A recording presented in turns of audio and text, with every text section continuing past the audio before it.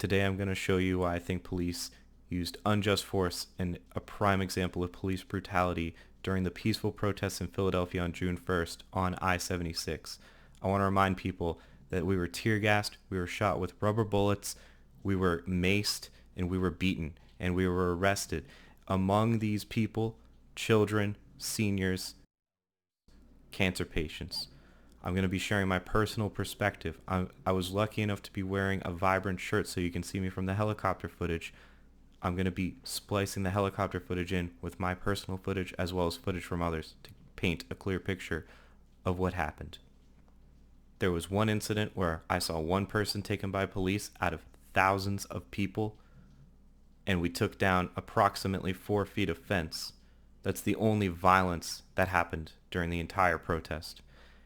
The other thing I want to mention is this was a police-escorted protest. There were several incidents where we took the streets and blocked traffic with cars on them. Police never instructed us to move, never told us to get off, never told us otherwise. While we're on I-676, everyone's cheering. People are smiling in their cars, fists out the window, horns going off in support. We approached a tunnel where we saw an officer, a state Pennsylvania trooper, blocking westbound traffic. I was too far up front to know the situation for eastbound traffic, but looking at helicopter footage, it appears that there is police presence blocking the on-ramp to I-676 going eastbound. Here's what I want to point out at this point. To our east, we have a state trooper, and then we have officers inside the tunnel where the helicopter can't see, where the media can't see, where no one can see. To our west, we have police presence.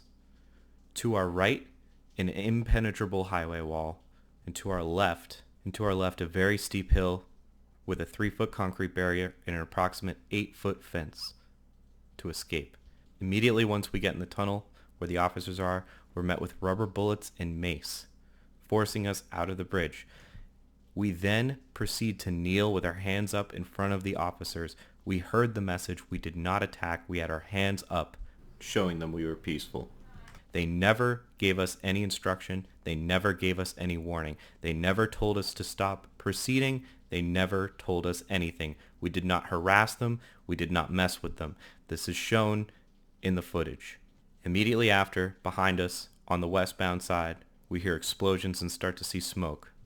That's tear gas. Tear gas is a chemical weapon that's literally not allowed to be used in warfare, so using it on civilians is an extreme circumstance. You're supposed to use tear gas to disperse a crowd. The message when you use tear gas is not run towards the tear gas. That's not the message that they're trying to deliver. So when there's tear gas to our west, which is back from where we came from, we effectively are locked in. We're effectively blocked. The first place that they shot tear gas was west of us, which was behind us, which meant we could not retreat to the safe way to escape. The only thing that we were left to do was to either go east, which we were being met with bullets and we were being met with mace. We could go to our right, which was literally a concrete wall, or we could attempt to scale the fence.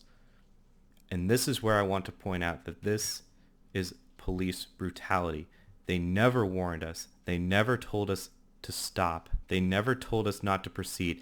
They could have used megaphones. The state trooper never told us anything. He could have told us turn around. They could have blocked the highway at that point and gotten us off the off-ramp, which was just a few hundred feet away from us.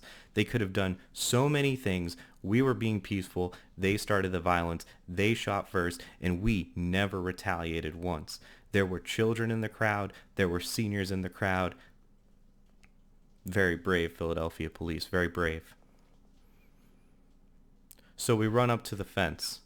We're being tear gassed. We're being cornered. We've understood the message. Everyone's off the highway at this point. We're helping each other scale the fence. What do the police find is most appropriate to do? Throw more tear gas at us. Throw more tear gas at us. What's throwing more tear gas going to do? It's going to cause a human crush. It's going to cause us to panic and push into each other. It's going to cause us to lose all sense of communication. We're no longer able to help each other over a fence that you would not be able to climb alone unless you were extremely athletic. We're no longer able to help each other. Instead, we're just panicking and crushing each other. What happened on June 1st was police brutality and an unnatural cruelty towards humanity. We were trapped between a rock and a hard place, guns and mace on one side and tear gas on the other. The only recourse was a hellish stampede against a nearly impossible obstacle with more gas to greet us fueling the fire. Chemical weapons and rubber bullets were used on children, seniors, peaceful protesters. There was no warning. There was no prior instruction. Protesters did not cause violence and unrest by marching through the highway. Police did.